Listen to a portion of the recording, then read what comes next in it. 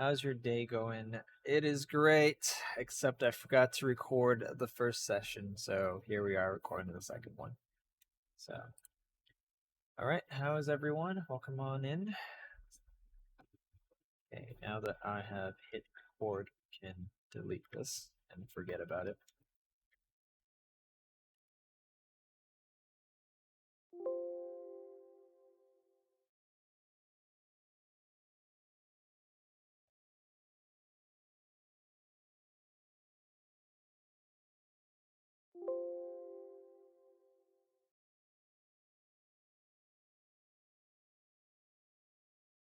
All right. Are the videos up on YouTube? I don't think I have the link.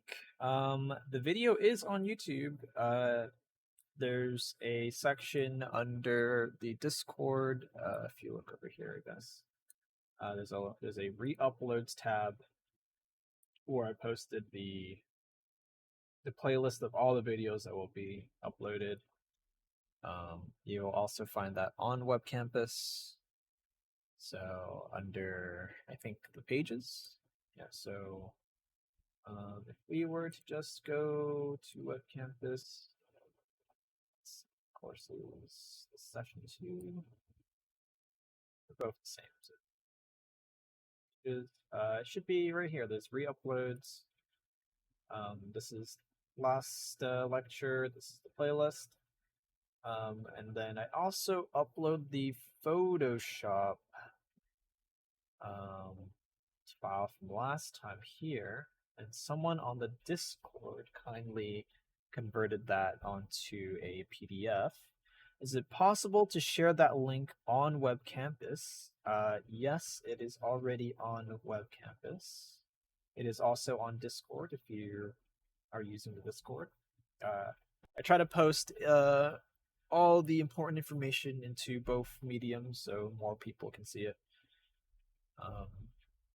Okay, so with that, let's start off by asking, is there any questions about homework 0? So questions about maybe installation, maybe the quiz. Quiz is kind of hard.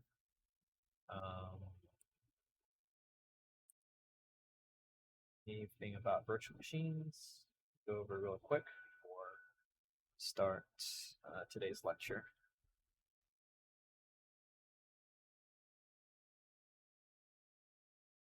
Possible to make the virtual box full screen? I believe so. I think you can just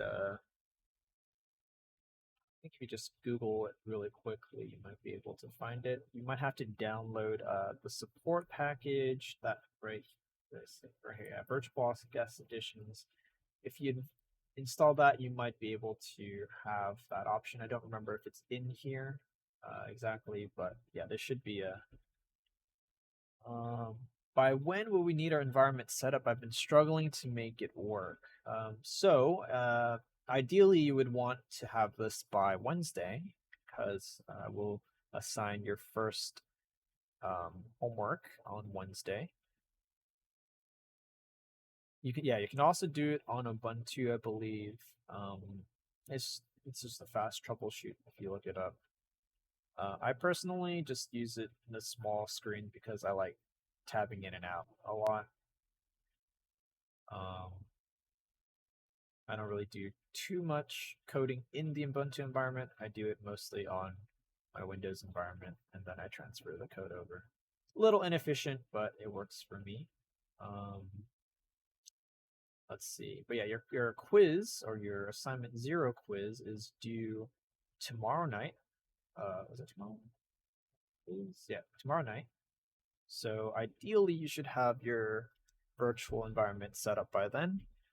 If you're having trouble, my TAs have office hours, 2 hours before and 2 hours after this lecture. So feel free to ask them or stop by a Discord and just, ask the general chat for help. I'm sure someone can help you set that up if you're having problems still. If not, you can always go to the on-campus lab in TBE. They have a virtual environment there as well that you can use while you're setting up your own machine for your homework. Okay, so if there's no major questions about homework 0, let's go ahead and start with some review really quick. Okay.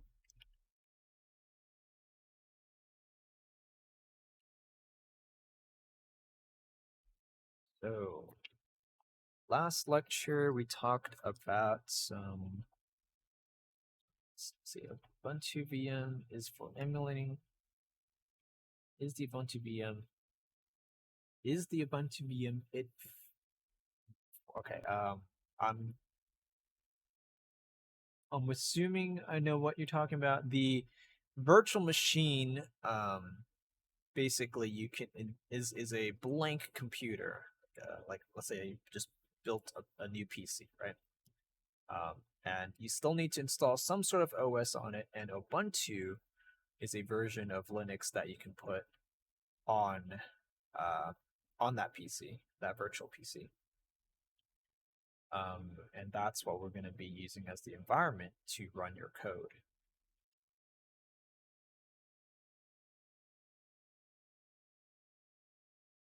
Hope that answers your question.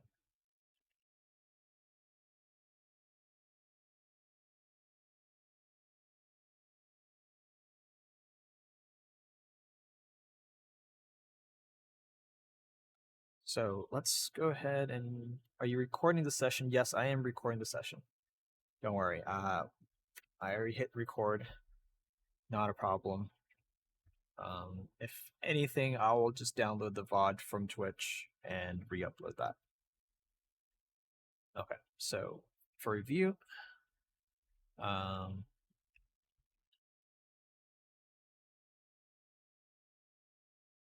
we have talked about yesterday, just some assembly toolchain, right? Talked about how the source code gets passed into the assembler makes the object files, the object files then get linked, and then we have our executable that we run. Okay. Talked briefly about the von Neumann architecture. I always have trouble spelling this. Von Neumann architecture. Okay, briefly mentioned about all parts to it, the CPU, primary, secondary storage, and the bus and the I/O devices. Briefly talked about how data is volatile in the primary storage and how it is not in the secondary storages. Okay, and then most importantly, since we'll expand on this topic today a little bit more, are the storage elements. So these were like your bytes or bit, your words, 16-bit, D words, or double word, 32, and your quads. Quad word, 64. Can everyone see this all right? Let me just make it a little bit bigger.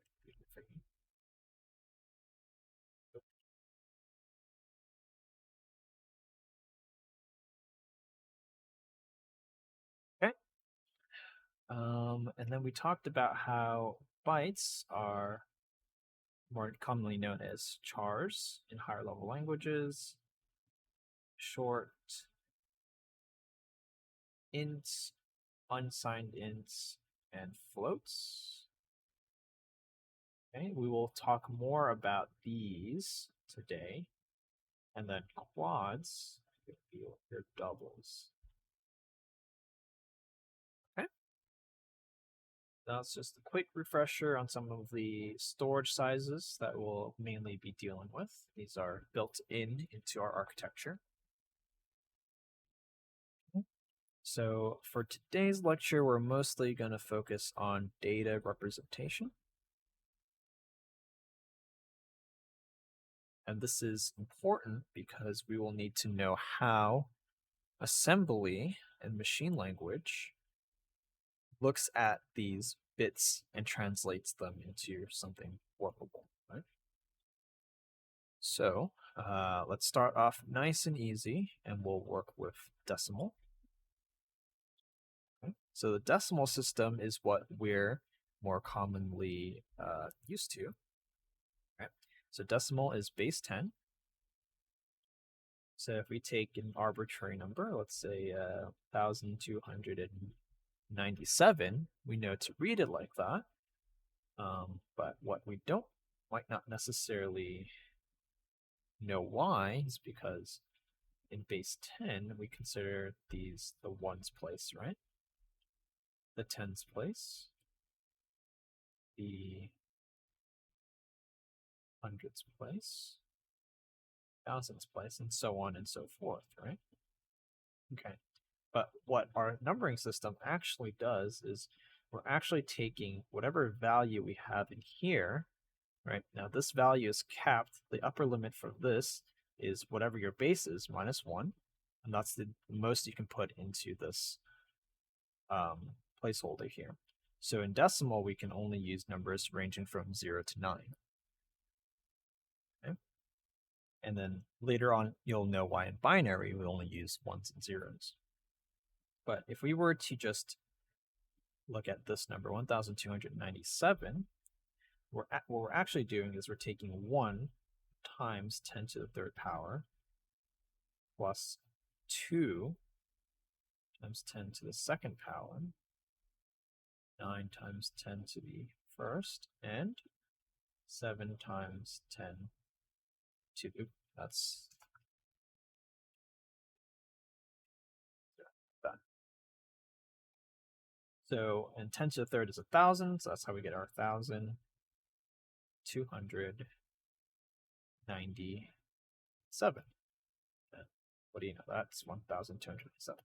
So that's how we would read this in decimal. So that shouldn't be brand new to you. We've been using it throughout our entire lives, mostly, hopefully. Okay. So if we were to convert our base system to something non-decimal, say binary, for instance, base 2, okay, we know that our values we can put in is going to be 2 minus 1, so 0 to 1. Okay, and that's why we have ones and zeros to represent our data. And it's very similar to decimal, so I'll just use 8 place values this time. We'll start off with 0th exponent, and we'll work our way up.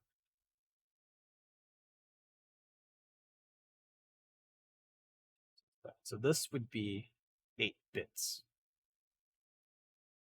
So now if we were to just arbitrarily throw in some numbers,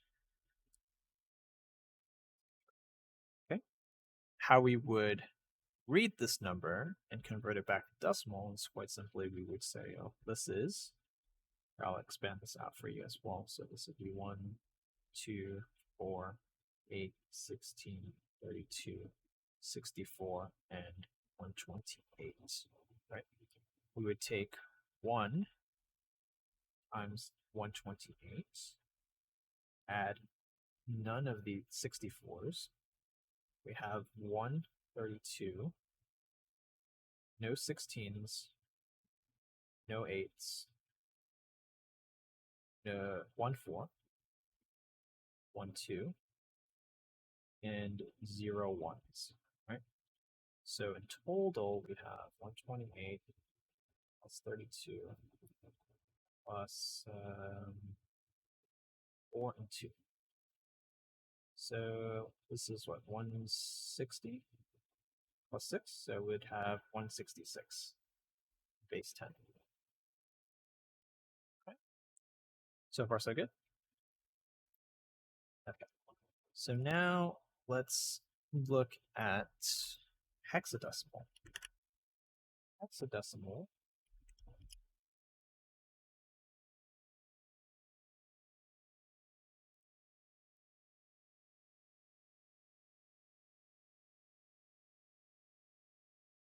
Hexadecimal is base 16, right? So it'd be quite awkward if we were to use values 1 through 15, right? Once we start hitting the tens place, because if you were to have something like 1, 3, and then 13 here, would you read it as 1, 3, 1, 3, or would you read it as 1, 3, and then 13? So that's kind of weird. So once we hit to the tens place, we start using letters to denote the numbers. So 0 through 9 is still going to be the same. They're going to represent 0 through 9. And then A will represent 10. B represents 11. C for 12. D for 13. E for 14. And F for 15. So when we have that 1, 3, 13, we would write it as 1, 3, E. Okay. All right. So one nifty thing about hex, before we convert hex to decimal, is that, for instance, when we did have that thing in binary, I think it was 1, 0, 1, 0, 0, 1, 1, 0. That was what we had, right? What we can do is convert from binary to hex relatively easy by splicing it into every 4 bits. Because if you notice, if we were to use the upper value of 4 bits, right? So this would be in binary. If all our values were, so color codes are in hex? Yes, so if you're on the web, right, you'll have like color codes. Those are written in hex. So yeah, so normally they'll put the bases at the end of the value of the number. Or for hex's case, because this is kind of awkward, we use 0x for hex. You might see 0b for byte, or binary, sorry. You can see 2 for binary, and you can see 10 for decimal. If there are no indicators, chances are it is in decimal, because that's a system that most people will read, unless whatever you're reading specifically tells you it is going to be in binary or whatever. Okay, so going back to this binary part, the maximum value we can achieve is 8 plus 4 plus 2 plus 1 in this 4-bit area, right? And this happens to be 15, right? Which just happens to also be the upper limit in hex. So if we take every 4 bits, we can represent any binary representation of a number in terms of hex by subdividing them into 4 bits. So if we were to take this, for example, this is 8 plus 2, which is 10. So this right here would be the same as A in hex. And this is 4 plus 2, which is 8, which is just 8. So this piece right here that we did earlier can be represented in hex as a 8. Okay. Any questions on binary, hex, or decimal so far?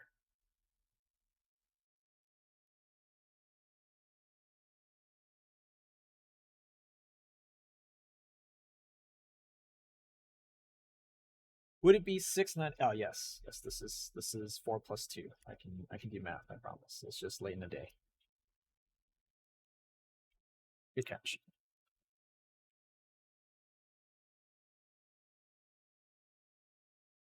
Okay. Any other questions on the base system? Yeah. So we're gonna do a lot of stuff in binary and hex, since machine language is closest to that. Okay. So let's talk a little bit about signed and unsigned values, right? Because when we're representing data, especially numbers, it would be nice to know whether the number is positive or negative, right? Signed and unsigned.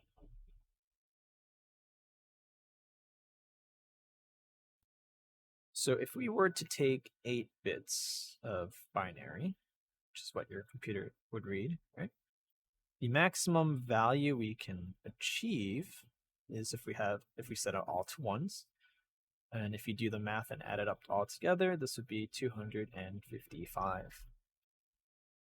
And if we were to set everything to 0, that would be the smallest achievable number, which would be 0. If we were in an unsigned environment, meaning we only care about positives. Okay. So in an unsigned environment, right, our range is going to be from 0 to 255 if we're using 8 bits. Okay. So that would be our range if it was on a number line. So if you were to ask the computer to fit in, say, the value of 300 into 8 bits, it would not be achievable because there'd be no combinations of ones and zeros that would fit this, because the upper bound of 8 bits is going to be 255.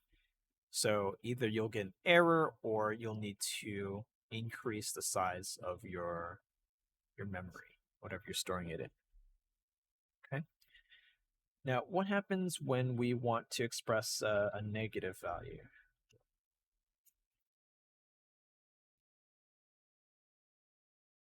So, one of the ideas people had for expressing negative values is maybe we can use the first part of a number, or the leading bit. So if we were to have, let's say, we have 8 bits, right? So 1,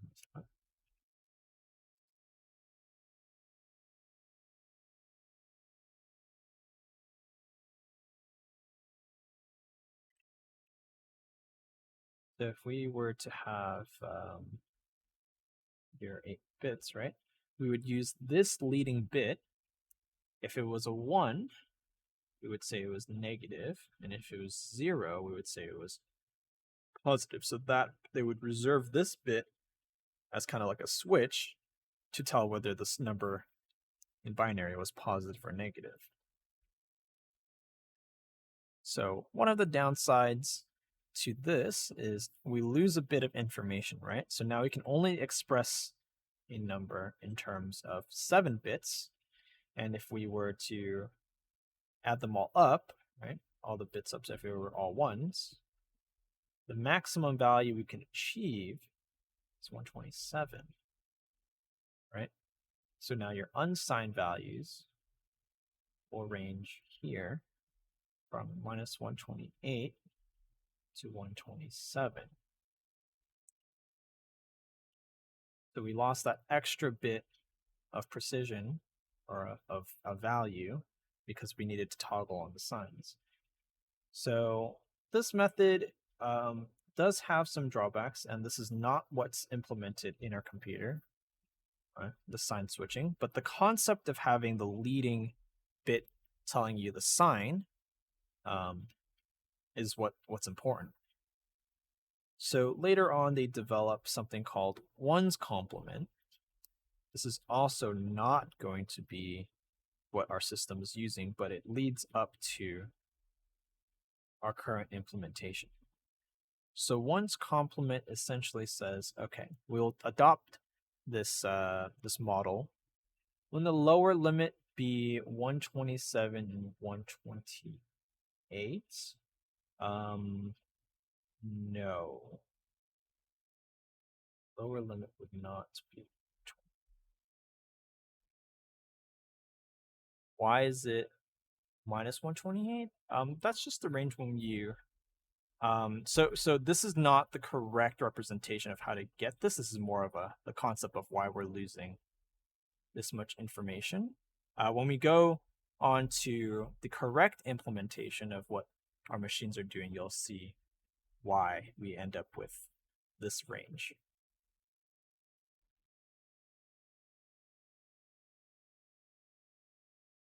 So let me finish one's complement and then the correct implementation, which is two's complement. And then maybe we'll see why the range is like that. Okay. So when we're dealing with one's complement, we start off with, let's say we have the value 5, right? So if we wanted positive 5, okay, no problem, right? We'll take the leading bit to be positive, right? We'll zero everything out, and then we'll write 5 in binary. You know, that's okay, right? And then when they wanted to deal with negative 5, the same thing, we'll, but we just invert this number instead, right? So your final product would be 1, 1, 1, 1, 1, 0, 1, 0.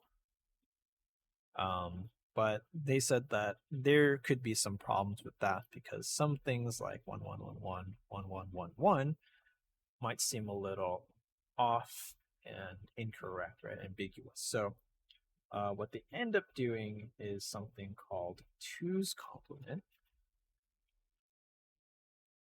which is an adaptation of 1's complement with an extra step. So when dealing with 2's complement, we start off with our, if we wanted to get negative 5, we'd start off with just writing it as 5 in binary, okay, which is 0, 0, 0, 0, 0, 1, 0, 1. Okay. Step 2 would be to invert. Okay, so this is very similar to 1's complement, right? Steps at 1, 0, 1, 0. The third step would be to add a 1 to it. So if we add 1, end up with 1, 1, 0, 1. And that would be how you would represent negative 5 in 2's complement. And then if we wanted to convert this into hex just for practice, this is 15, so this would be F. And this portion is 8 plus 2 plus 1, so that's 11, which should be B. So FB is what we end up with if we wanted to convert that to hex. And this is for unsigned, or this is for signed.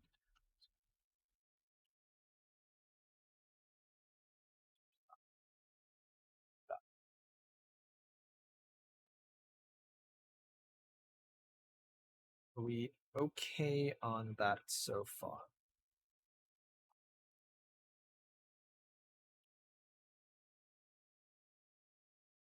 That was 2's complement, which is right, 2's complement, which this is the correct and implemented version for unsigned values in how your computer handles that.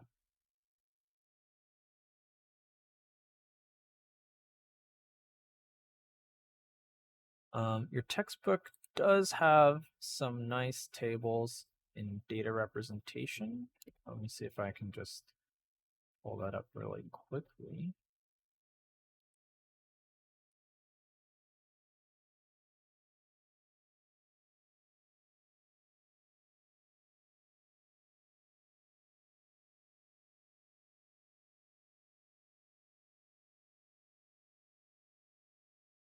Yeah, so this is the ranges. All of this is good review of CPU 100. I think we're good. Okay. Yeah. So you shouldn't be too unfamiliar with that. But this is what ends up happening when you do splice your first bit as your signed values, right? So you'll lose that bit of information, but when you represent your data, you'll end up with having one more in the negative side.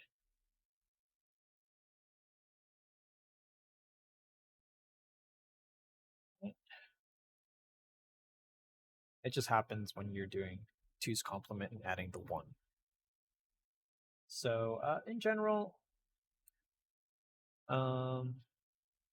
you can take a look at that table in your free time. It's in the textbook. But if you needed to expand more if you want it to have more bytes. The general formula for unsigned, so only dealing with positive numbers, is going to range from 0 to 2 to the n minus 1. So n is being the number of bits that you were using. So if we were using 8 bits like earlier, we said it was 0 to 255 because this n was 8, so we had 2 to the 8 minus 1, which was this number. So if we were to do signed values, we would have from negative 2n minus 1 to positive 2n minus 1 minus 1. Because the edge case, right? So this contains 256 different values, but because we include the 0, the tailing part of it is not included.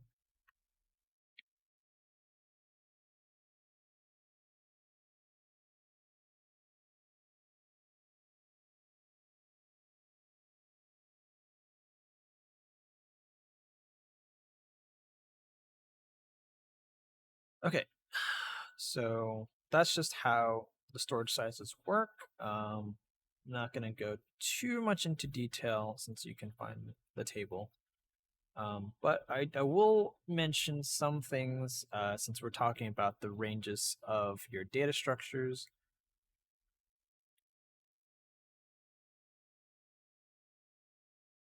So in strongly typed languages like say C++ or something, you might not be able to do something like x times 5 if x is denoted as a character, right? Because the types don't match up. Right? But in weaker type languages like Python or assembly, where you have to kind of handhold your machine through everything, it might accept this because it will convert characters into ASCII. So, and I can just pull up real quick an ASCII table for x. So x would be the value of 58 in hex. So it might just say, oh, x is the equivalent of x58, and then we multiply it by 5, converts 5, and then does the operations, and then you'll get something that might make sense. Something that, well, it wouldn't make sense, but it's something that it would give you. However, sometimes you also run into a problem where you exceed this range, right? And it cannot fit, and it might return NaN, which is not a number, or some other error message. Okay, that's just while we're on the topic of that. Okay, so now let's talk about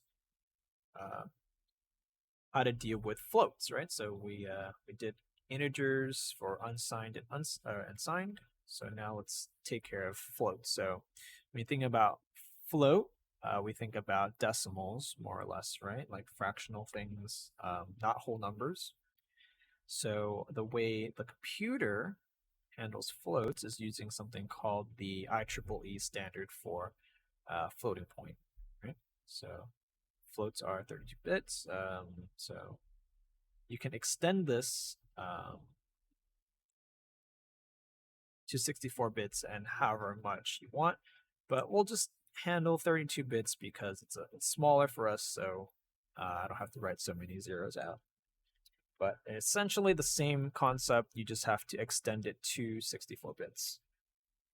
You might see some examples of 64 in your textbook. I don't remember if I saw any, but the format for dealing with floats is, let's take a 32-bit slice like this. Okay, the first bit is going to be reserved for your signed value. The next 8 bits is going to be used for your biased exponent.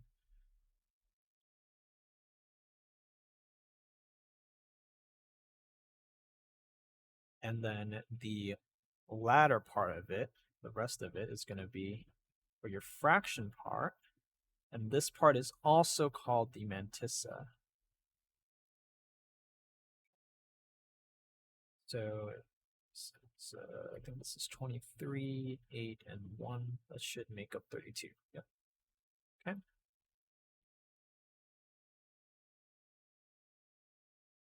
So before we dive into this, let's brush up very quickly on how to do binary with decimals.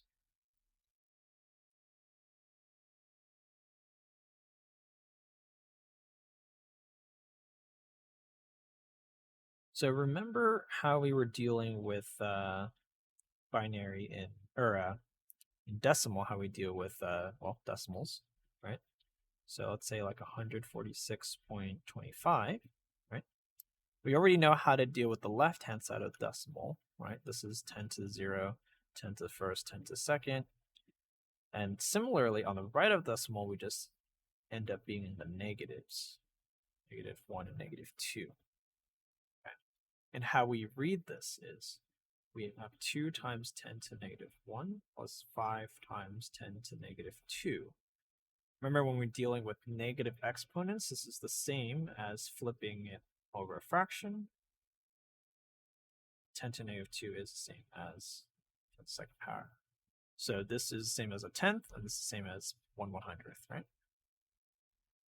So if we were to convert this into binary, it's a similar thing, right? So this would be 0th power, 1st power, and 2nd power. And then this would be -1, -2, -3, and so forth, right? And this consequently becomes 1/2, 1/4, 1/8, and so on and so forth.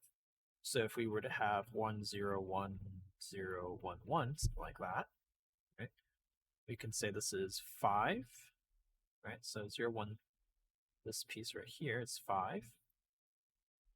And then here we have 0 halves plus 1/4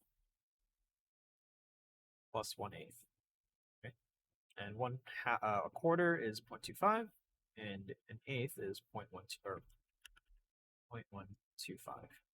So if we add these two together, we'd get 375. So this would be 5.3775 in decimal. Okay, does that make sense?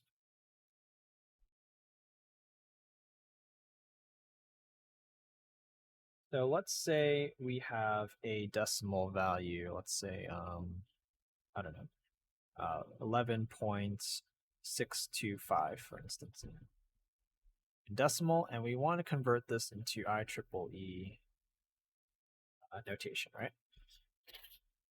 So first thing we have to do is to convert to binary. Okay. So if we were to convert 11 into binary, it would be 8 plus 3, so 1010 or 1011 should be 8 plus 0 4s 1 3 or 1 2 and 1 1. Okay, we have our decimal, and then 625. Well, I know 625 is the same as 1/2 plus 1/8, just because I picked nice numbers. I already knew that. So we would say there's 1/2, no quarters, and 1/8. Okay, and that is the same as 11.625 in binary. Now, the second step, we do something called normalization. And this is just a fancy word for something that you've been doing your entire life if you've ever had to deal with chemistry or physics. It's the same. It's basically the same principle as converting something to scientific notation. So recall in physics or chemistry when you had something like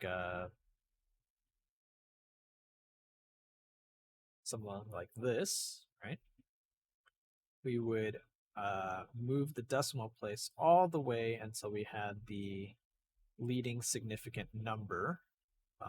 Depending on which field you're in, this could change to maybe 2 places or whatever. But then we would multiply this by 10 to however many places we move the decimal, right? So in this case, be 1, 2, 3, 4, 5, 6, 7.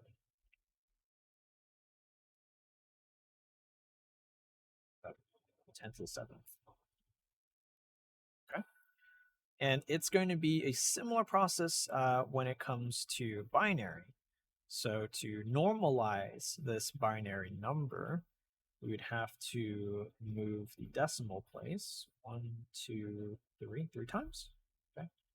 So we would end up with 1.011. Then we rewrite this part 101 like that. Multiply it in base 2. And we move the decimal place 3 times. So this right here correlates to this right here. And this decimal place moving this many times is the same as how you do it in scientific notation. Okay. So this right here is your exponent, which will help us calculate our biased exponent. So let me rewrite all of this into a new tab.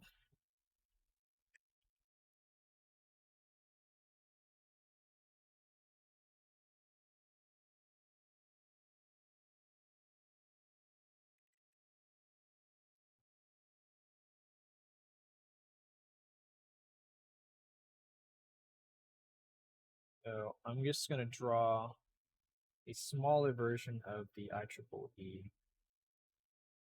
floating point notation. Remember that the first bit is the sign bit, this is the bias exponent, and then this is the fraction, right? So the bias exponent is made of 8 bits.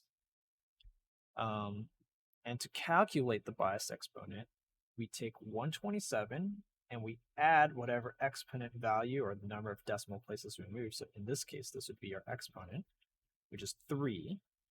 So our biased exponent for this example is going to be 130. Okay? And then we have to convert bias exponent to binary. Okay? So 130 in binary is going to be 128 plus 3, right? So 0, 1, 0, 0. So like that. Right?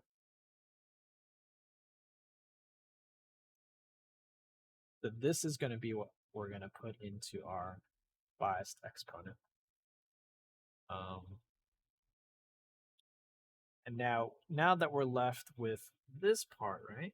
This is the fraction part. We're going to slide this into the fraction part, and we're going to fill in the rest of the fraction with zeros if it doesn't hit our desired, did we say 20, those 23 bits? 23, 24, 30, yeah. So there's 23 bits in the fraction part. Here we're only occupying 6, which means we have to fill in 17 zeros after that. So if we were to write it all together, our sign, since this is a positive number, right? We said positive 11. Our sign is 0.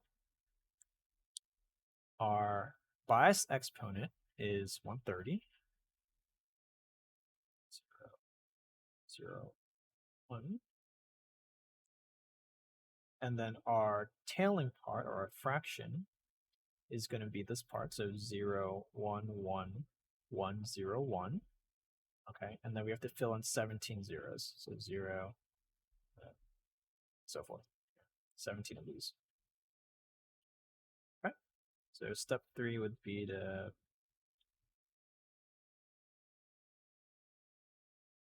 add fraction. 0 out if needed. Okay.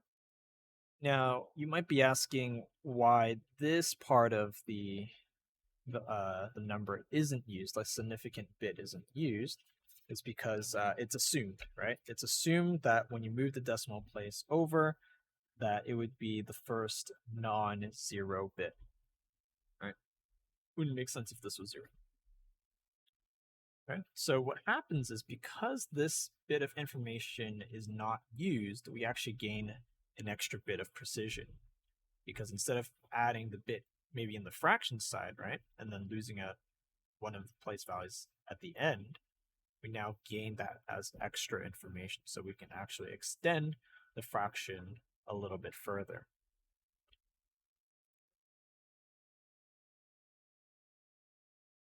All right. So any questions so far about IEEE?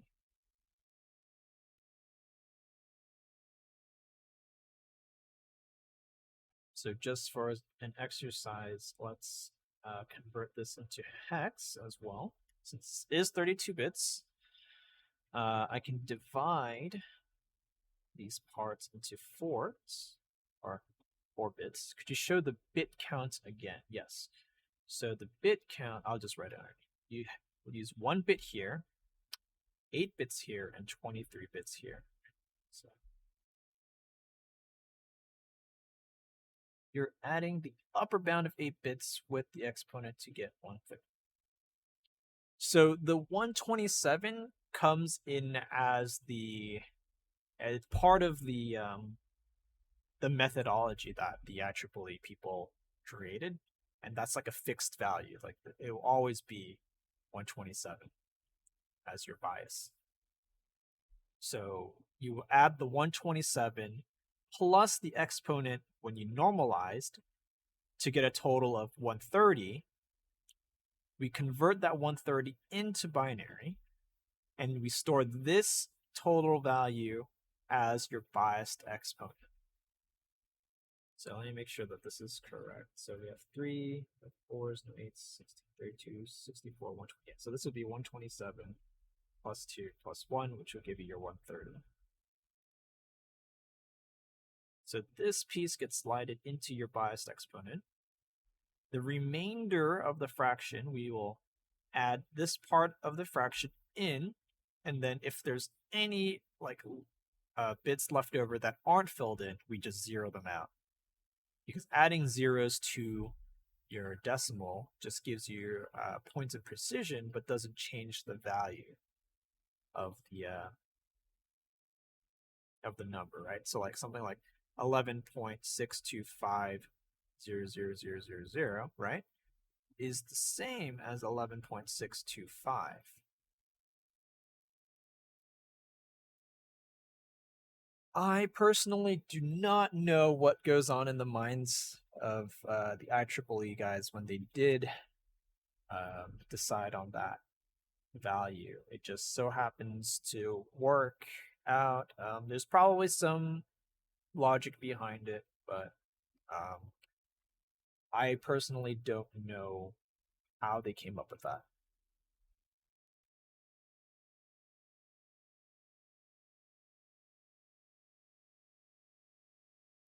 So just right, back to converting this to hex, we'll just subdivide these into 4 bits like earlier, since these are all binary numbers. So every 4 I will splice like that, and then there's a few more here, right?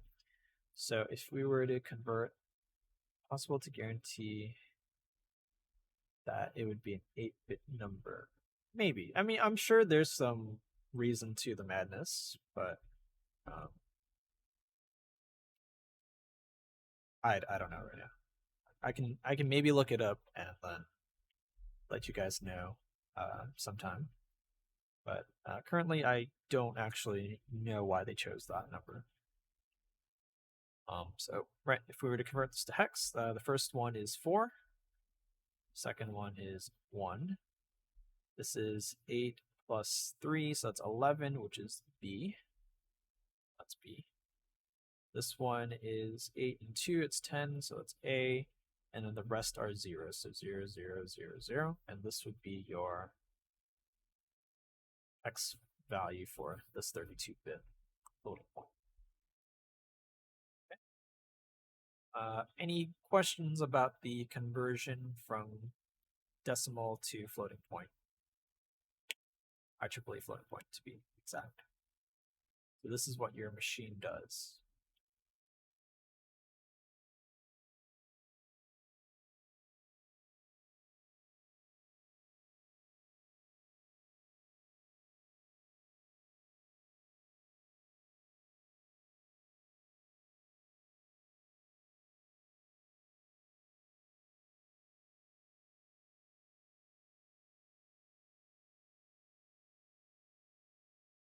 I wonder if it's probably based on the fact that the fraction part is 23 bits long, so next to 20.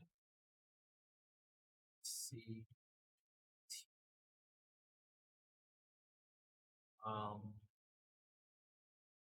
not sure. Like they reserved 8 bits of information for the exponent.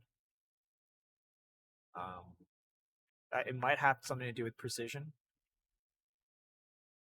So let's see. So to convert any decimal to hex, we have to do all these steps. To convert any decimal to, yes, if you're converting into this format specifically, yes, this is all the steps you'd have to do. You'd have to first convert to binary, normalize the binary number, figure out what your exponent is, then take that and then convert your biased exponent, and then add your fraction piece, and then zero out anything else. This is the only way for floating points. This is the standard way for floating points, is what most people, if not all, machines will use. I mean, there could be some obscure other ones that other architectures might use, but none that I am aware of, or none that are significant to mention. Ints are just decimal to binary to ints are just decimal to binary to hex. Yes, if you're doing integers, well, it depends if you're unsigned or signed. There might be a few extra steps.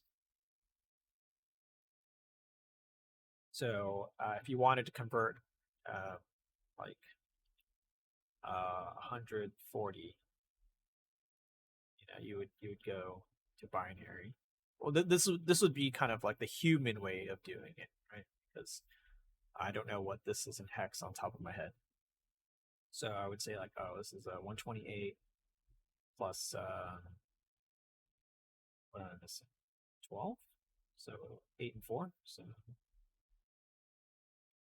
4, something like that, right? And then I would convert these two into hex. So this would be 8. This would be 9.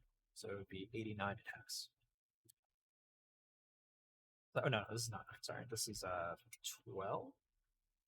It's 12, so that would be C hex, so 8C. And then if you were doing it with negatives, you would have to go through the whole 2's complement thing and then convert that outcome into hex. Okay. We can do an example of a negative number for IEEE. So let's pick a different number.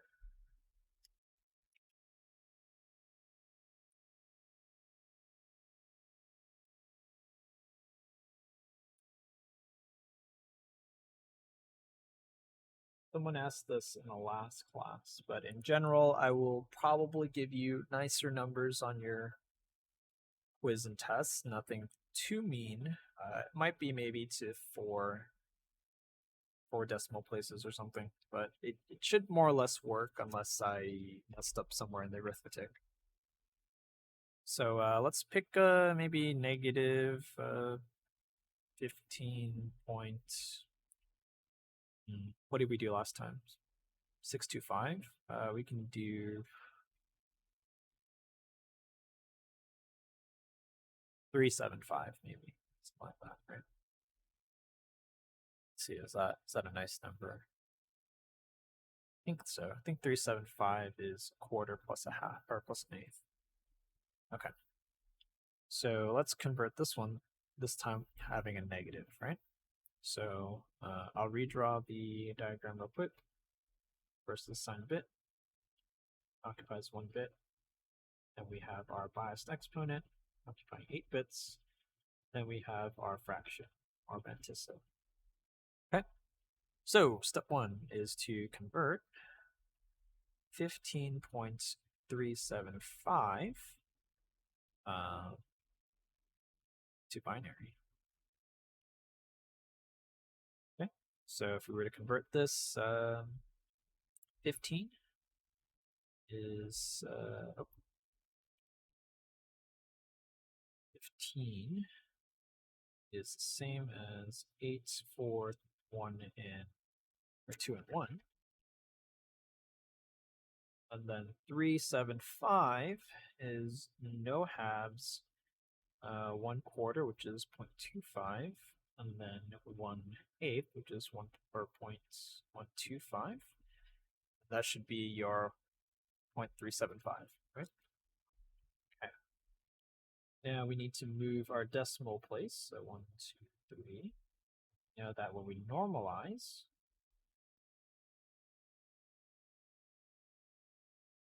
we will have 1, which is our leading bit.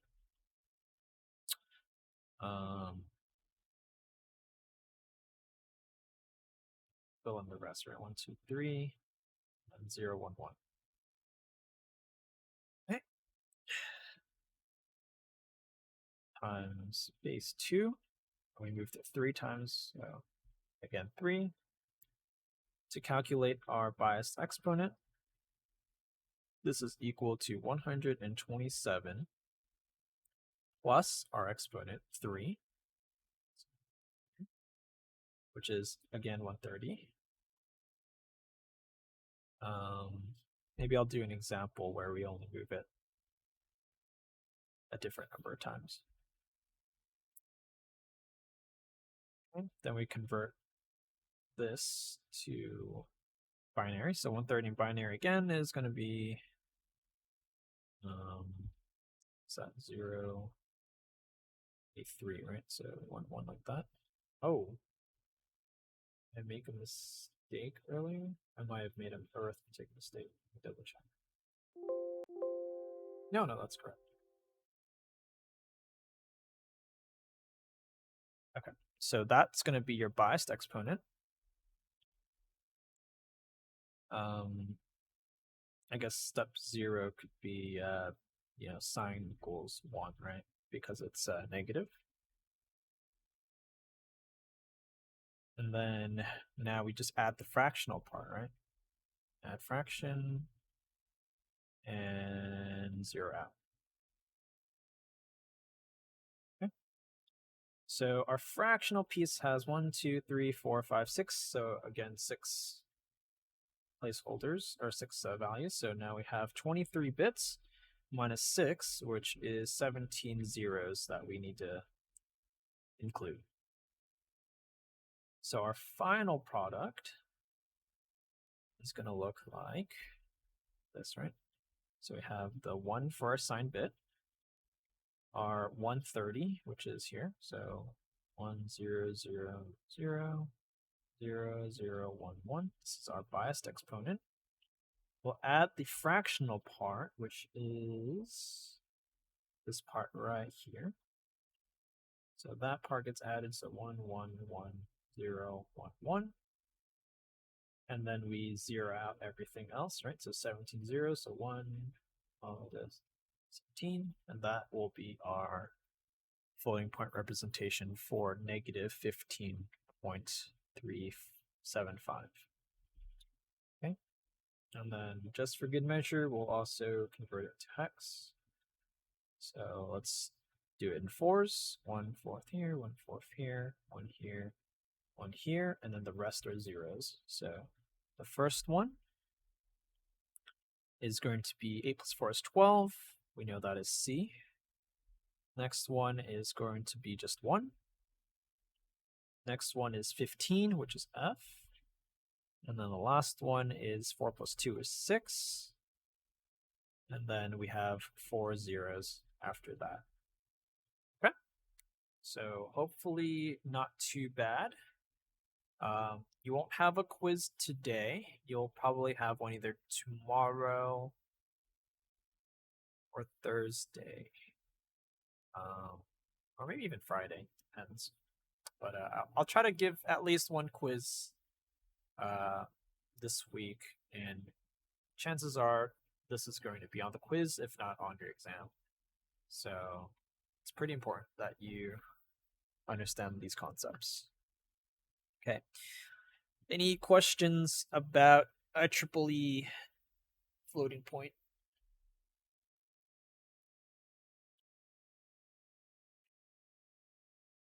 Here's to hoping it's Friday. We'll see. I might not have time to make the quiz for tomorrow, but I will. I want to at least start you guys on coding tomorrow, so I'm gonna try to figure out if I want to put coding questions on your quiz or not. All right, so you guys should be good for IEEE floating point, right? One good thing, I think I mentioned it just briefly about having this extra assumed bit because of your standardized form or your normalized form. So whenever you're doing loops that involve floating point values, right, you tend to lose precision because you keep adding and multiplying, and we start losing bits of information at the telling end. That extra bit that we save using this notation goes a long way. So your values are going to be a lot more accurate at the end of your loop, more than if we didn't have this implementation. So that's just one good thing that comes out of this weird notation. Okay. Well, if there's no questions, we can take like a small 2-3 minute break. And then after our break, I'll go over some examples that may be on your quiz this coming Thursday or Friday. Are we covering the entire textbook in this class? No, we are not covering the entirety of the textbook, unless for some reason we just zoom through material and you guys are just just ahead. Because we only have 5 weeks to cover 16 weeks of material. It's probably not going to happen. Which the on the syllabus you'll know which topics we're going to cover over. So let me pull up the syllabus.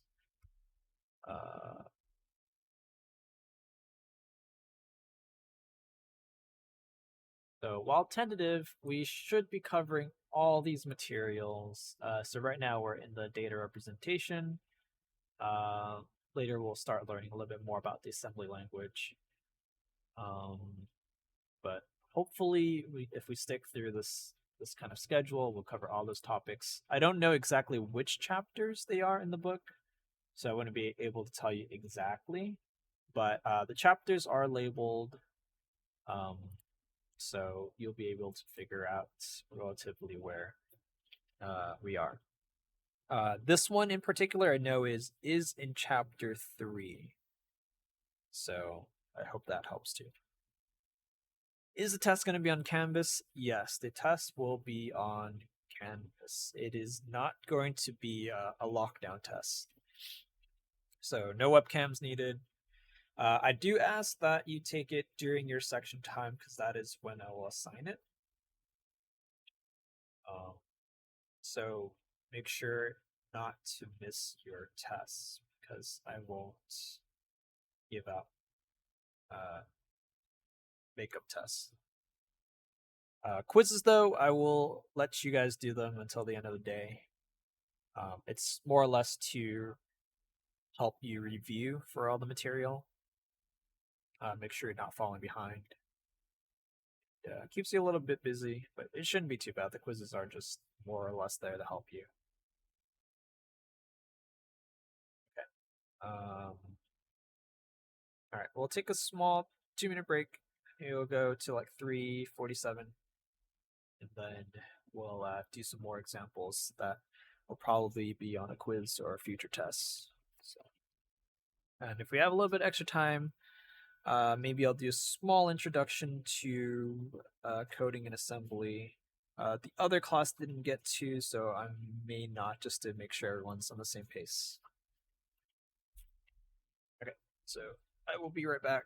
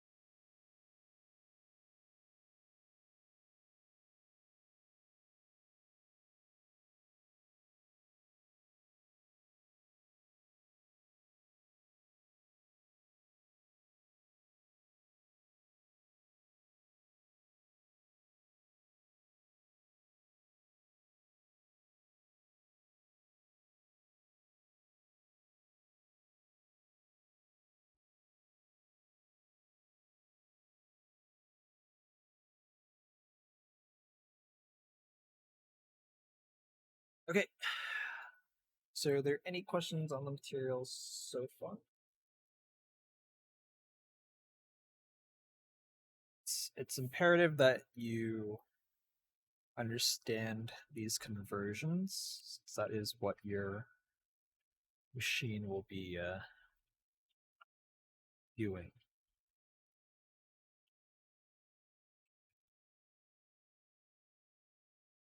There's no questions we can go ahead and do some more examples, and then I'll let you guys go.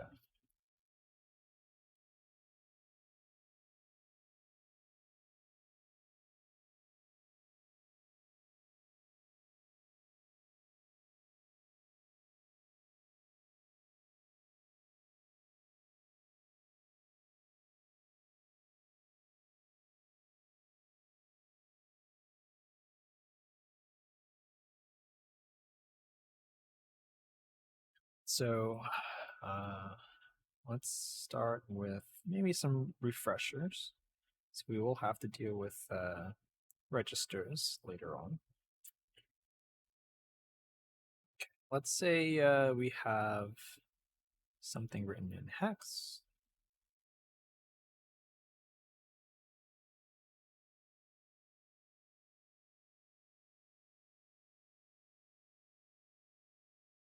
Okay. And we stored this into RAX. Okay.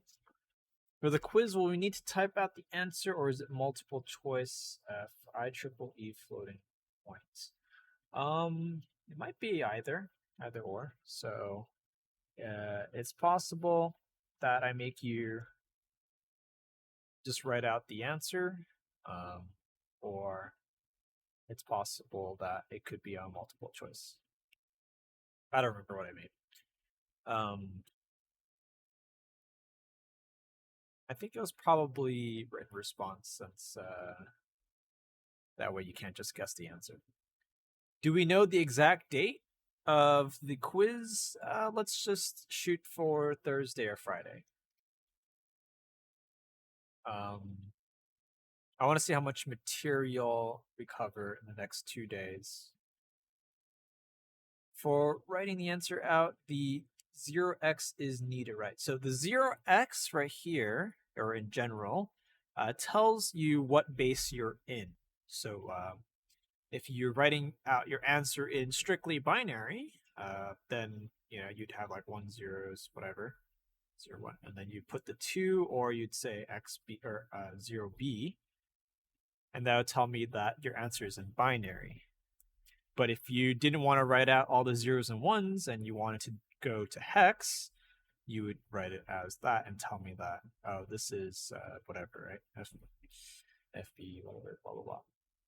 So, yeah, if you're, depending on how you want to write your answer, the 0x may be needed.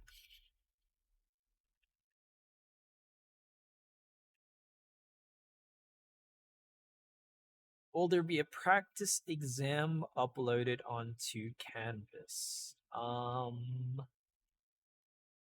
Maybe, but I'm doubtful because the quizzes are basically mini practice exams, right?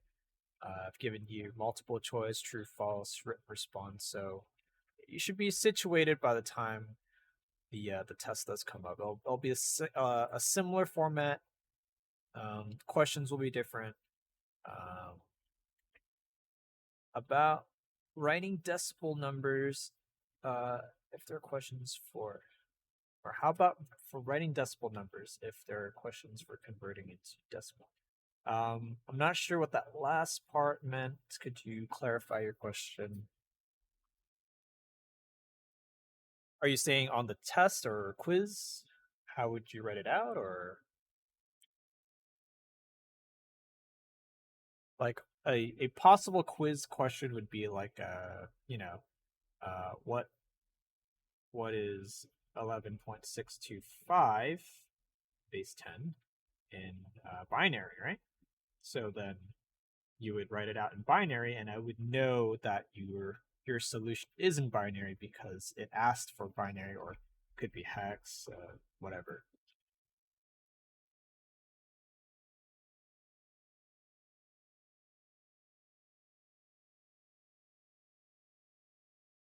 So if there's no base, it is generally assumed that it is base 10.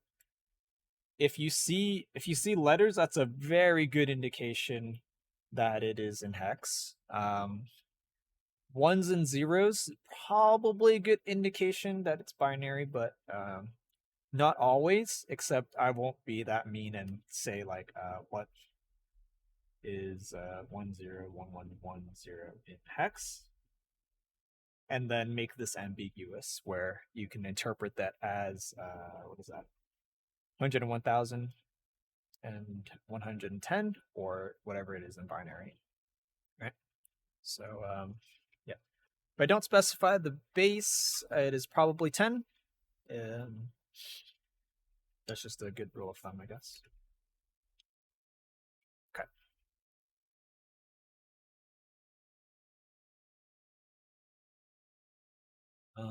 All right. So yes, let's go back to the example. Kind of went on a tangent. Are there any bases we should look out for? You might see octal, but I don't think that's used that much. But octal or any base system is the same concept, right? You just have whatever that base is. So let's say n base, right?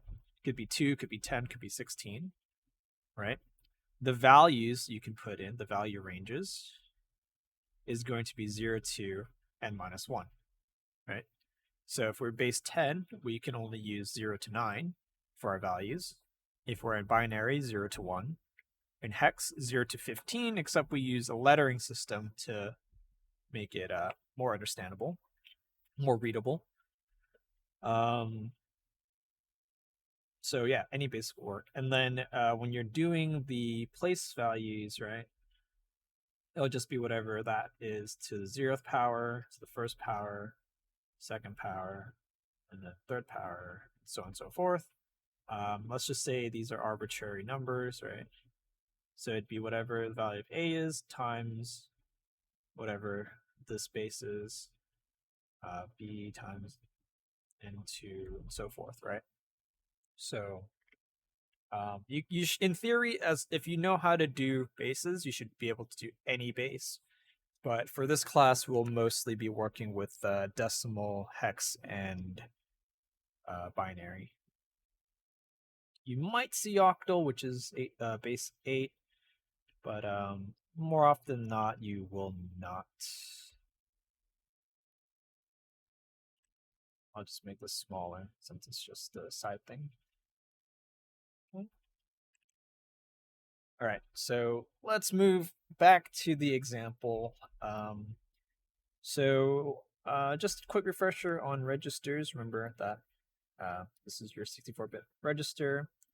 If maybe on the exam you might see something like, okay, what are the contents in AH?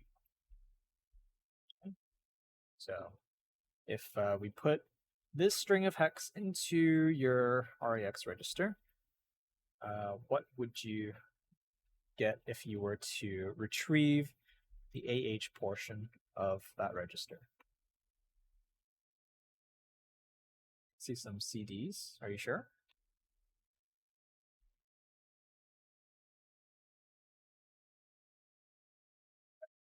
Yeah. So you would see CD because remember that the AH register is a upper half or higher. So if we were to say the contents of AL, it would be this portion. It's a different color. If we were to say what are the contents of AX, remember that it is here. Yeah, it would be EF, not just E. Be careful. And then EAX would be this portion. And then the entire register REX would be the entire piece. Okay, so just a quick refresher. We'll start using registers and stuff probably tomorrow, maybe on Thursday. Oh, okay. We don't really need to talk too much about the ranges of unsigned bytes and that because you can just find the table in your textbook. What would be a good question to give on a test? Or let's see.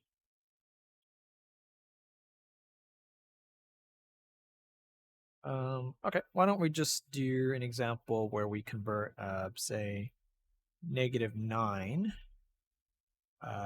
into hex. Okay, that might be on a quiz. So, okay. What's the first step we do when we're converting decimal to hex?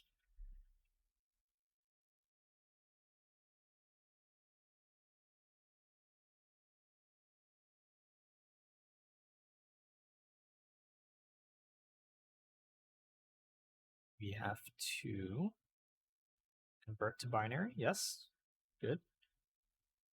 So there might be a small stream delay, so you do see your answers a bit later in real time.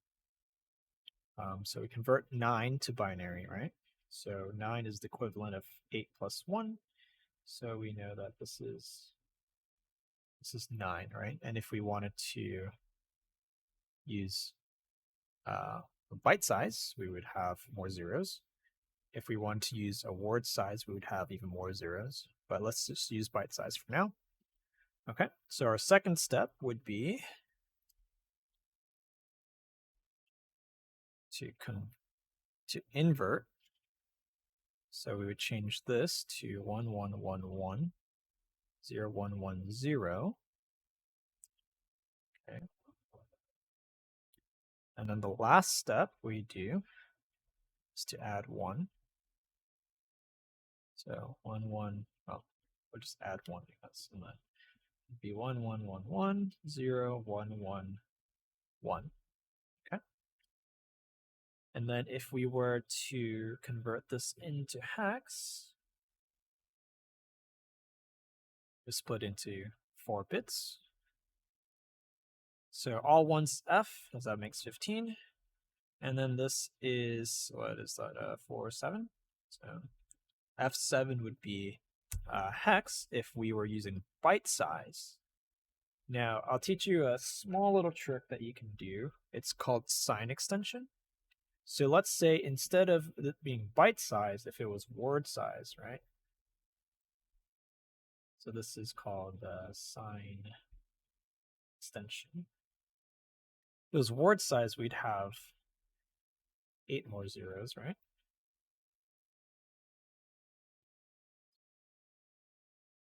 And then had we flipped it, we just have a bunch of ones, right? Same thing. So if you notice, we would end up having 1, 1, 1, 1, and then 0, 1, 1, 1. What we can do is when we notice this pattern, right, we can just sign extend and just drop all of these down. So all we really needed to do was concentrate on this part and just sign extend it if you wanted to fill in more zeros. So if we were to make this into hex, it'd just be F, F, F, 7. Okay? So that's just a neat little trick you can do. Okay. Let's try doing the other way around. If I gave you, say,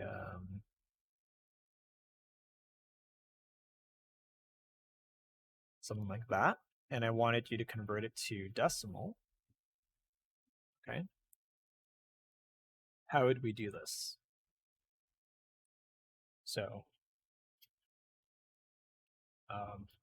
we can actually just reverse the order of what we did, right? So first, if we ended in hex, we would just reverse the order of what we do.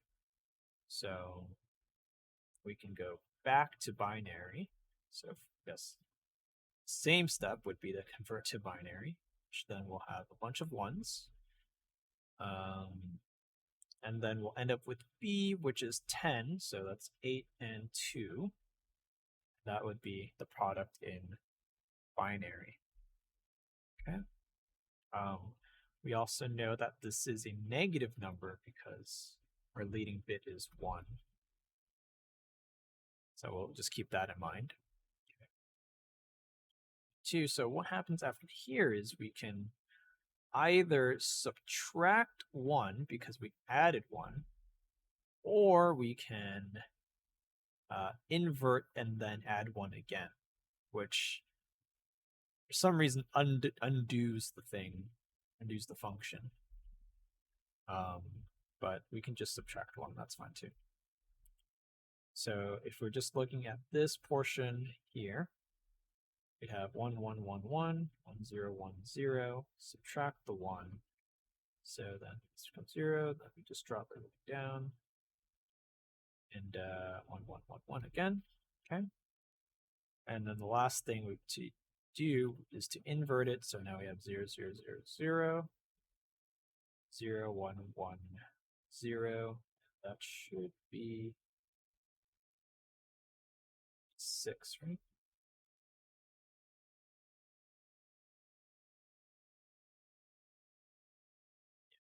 -6. Okay. So not too bad.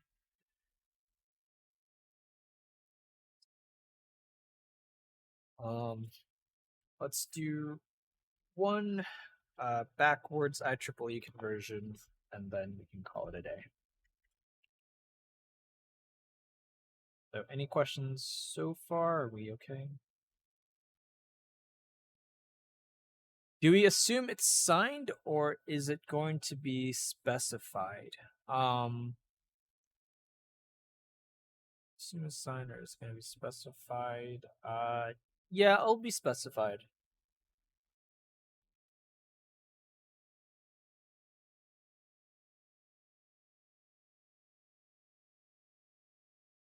Yeah, otherwise you wouldn't really know whether or not we're using signed or unsigned.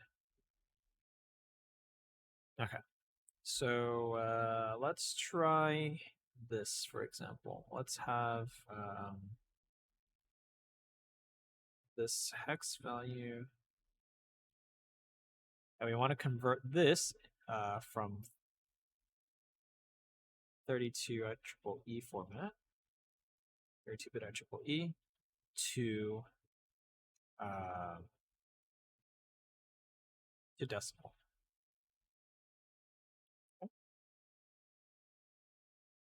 So remember what we did earlier?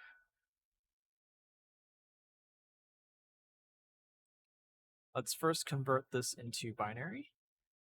Okay. So C is 12, which is 8 and 4. 1 is 1. 4, like that. Another 4. And then we just have the rest zeros. Okay. Then we can subdivide this into our IEEE format. So we have 1 as our signed bit. Then the next 8, which ends right here. So this is going to be our exponent. So 1, 0, 0, 0, 0, 1.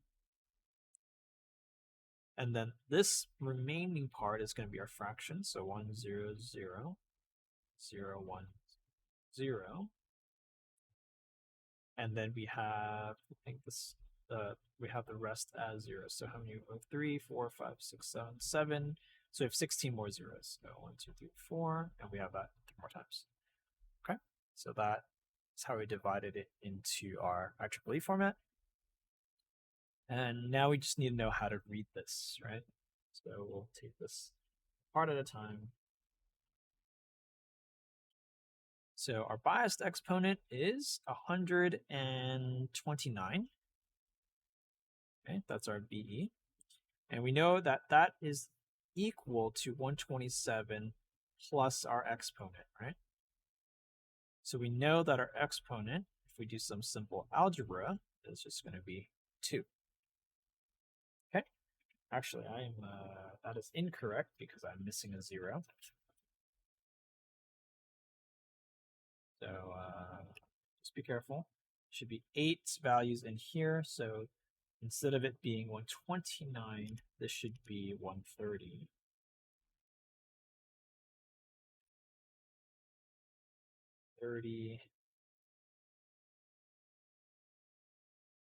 And so our exponent is actually 3.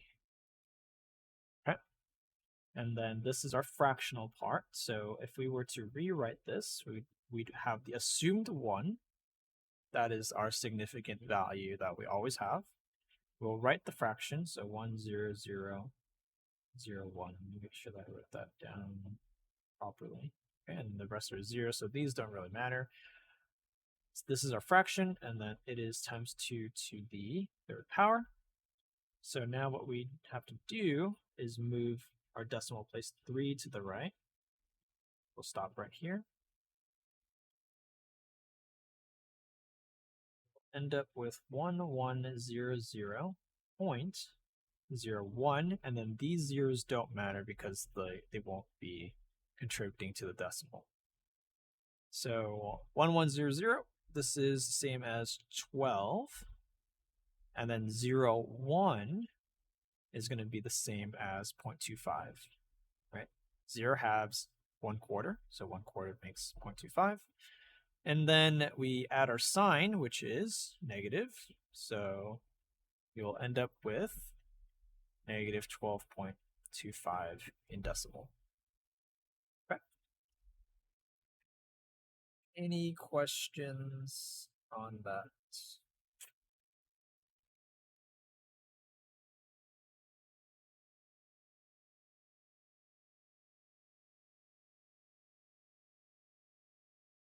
So hopefully you guys will be comfortable with going from different bases, 2's complement, and floating point values by today. If there are no questions, I can let you guys go.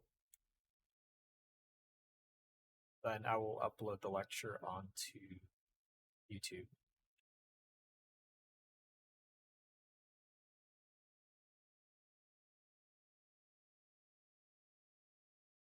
Can't wait to start coding. You will soon regret. No, I'm just kidding. Yeah, coding will be fun. It won't be too bad. But remember the first day when we had one easy arithmetic instruction? It took 6 lines to do that. So will be fun.